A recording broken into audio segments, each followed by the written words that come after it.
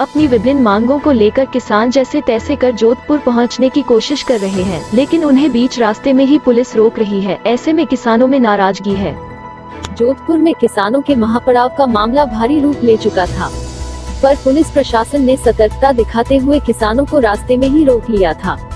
इसी उठापटक के बीच भारतीय जनता पार्टी के एक प्रतिनिधिमंडल ने आज कलेक्टर से भेंट की और उन्हें अपनी मांगों का ज्ञापन सौंपा। ओसिया से पूर्व विधायक भैराराम सियोल ने कहा कि किसान परेशान हैं, उनकी मांगों को माना जाना चाहिए। प्रत्येक किसान के हित में जो हमारी मांगे राजस्थान की इस कांग्रेस सरकार से है, इस गुंगी बहरी अशोक गहलोत सरकार से है, वो आप सबको अवगति है। हमारी प्रथम और महत्वपूर्ण मांग ये है कि राष्ट्र के दूसरे प्रदेशों में जहां भारतीय जनता पार्टी की सरकारें हैं, वहां कोरोना काल के 4 महीनों के बिल किसानों के सरकार ने माफ कर दिए हैं। वही बात हम राजस्थान की सरकार से कह रहे हैं कि आप हमारे किसानों की जिस पे प्रकृति का प्रकोप से मार पड़ी, टीडी से किसानों को जबरदस्त पिछले 2 सालों में मार पड़ी, और अब इस कोरोना काल में बिजली के बड़े बड़े बिल राजस्थान सरकार का ये डिस्कॉम भेज रहा है, ये बिल हमारे 6 महीने के माफ करें।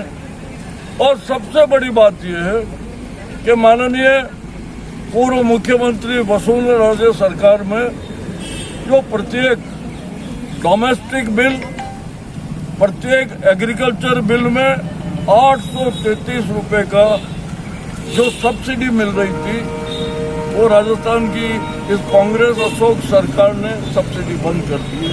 वो पुल पिछले महीनों के पुनर्भरण के साथ किसानों के हित में वो सब्सिडी जारी कर दी। इसके अलावा तीसरी मांग ये है कि किसानों के ऊपर प्रकृति का प्रकोप तो है ही, उसके साथ ही डिस्कॉम का भयंकर प्रकोप है। जगह जगह विजिलेंस घूम रही है और अनपढ़ नासमझ किसान का एक लट्टू घर से या खेतिहर जो कनेक्शन लिया उससे गाय के बाड़े में खींचा हुआ है, तो वहां भी 1 से 2 लाख डिमांड निकाल के वो डिस्कॉम किसानों का ट्रांसफार्मर है उठा के ले गए। तो हम चाहते हैं ये किसानों के साथ अन्याय नहीं हो। इस बहरी गुंगी राजस्थान की सरकार को हम सुनाना चाहते हैं, जगाना चाहते हैं किसान हित में। और आज हमारा ये पड़ाव जिलाधीश कलेक्टर जोधपुर के ऑफिस के सामने एक ज्ञापन देकर हम समाप्त करेंगे किसान हित में, कलेक्टर साहब को भी और संभागीय आयुक्त को भी। धन्यवाद। किससे मुलाकात होगी और क्या होने वाला है? देखिए, आज सर जिला कलेक्टर महोदय और संभागीय आयुक्त और से मुलाकात है, और पिछले आप ये देख रहे हैं कोरोना काल के दूसरे समय से आज किसान बहुत परेशान हैं, और स्थिति वाकई में ओसिया के अंदर स्थिति बहुत भयावह है। उसका कारण ये है कि वहां पर 3 आत्महत्या तो हो गई डिक्लेयर में, 3 हत्याएं ऐसी और हुई है जो लोक लाज के हिसाब से उन्होंने कि भाई किसान ने पैसे की तंगी के कारण आत्महत्या कर ली। तो 3 ऐसे परिवार है जिनसे मैं मिला हूं, उन्होंने आत्महत्या कर ली है, लेकिन लोक लिहाज से वो बाहर नहीं निकले। 3 आत्महत्या तो डिक्लेयर हो।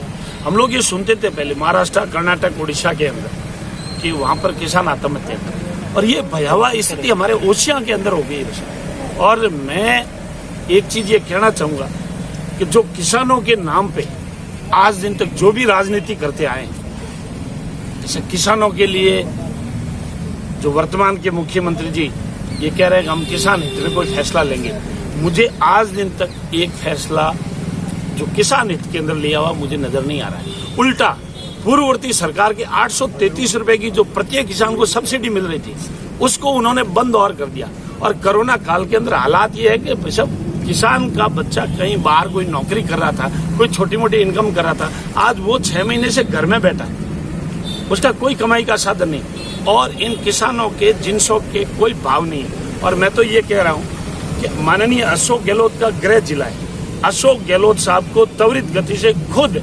किसानों के साथ बैठकर, और जो इस वक्त सरकार के नुमाइंदे हैं वो किसानों के बीच में बैठकर किसानों के लिए काम करें। उस वक्त इनका मौका है भाई किसान की सेवा करें। हम तो, हमारा जो विपक्ष का धर्म है, जो आत्महत्या हुई है वो पब्लिक के सामने उनसे उजागर कर रहे हैं। भाई 3 तो आत्महत्या डिक्लेयर होगी और 3 आत्महत्या ऐसी है जो लोक लिहाज के हिसाब से उन्होंने छुपा दी। अब मेरा निवेदन सरकार से यह है कि ये 6 महीना के कोरोना काल के बिजली के बिल, चाहे एग्रीकल्चर हो चाहे घरेलू हो, वो त्वरित गति से माफ किए जाए, और आपके जो 833 की जो सब्सिडी है उसको दोबारा से शुरू किया जाए। और ये ऐसा आत्महत्या का ये वातावरण क्यों बना, उसका महत्वपूर्ण बिंदु एक ही है कि कांग्रेस के राष्ट्रीय अध्यक्ष ने ये कहा था कि हम संपूर्ण कर्जा माफ कर देंगे, और ये तो सब माननीय मुख्यमंत्री जी ने कहा, कांग्रेस के सारे आपके जनप्रतिनिधियों ने कहा। इस कांग्रेस के सरकार के ऊपर भरोसा कर लिया। भरोसा करने के बाद में उस किसान ने अपनी बैंक की केसीसी थी या बैंक का लोन था, वो ऐसा पिछले जब से कांग्रेस की सरकार बनी है तब से वो बैंक में उसने पैसा नहीं भरा। बैंक वालों ने प्रेशर किए, बैंक वालों ने नोटिस निकाले, बैंक वालों ने कुर्की के नोटिस निकाले, बैंक वालों के साथ में और जो इनका लीगल सेल है वो लीगल सेल के इनके एडवोकेट ने इनके ऊपर प्रेशर किया। अब जो किसान है इस वक्त प्रेशर झेलने की स्थिति में नहीं है, तो 3 आत्महत्या हो गई, 3 जो अनऑफिशियली है।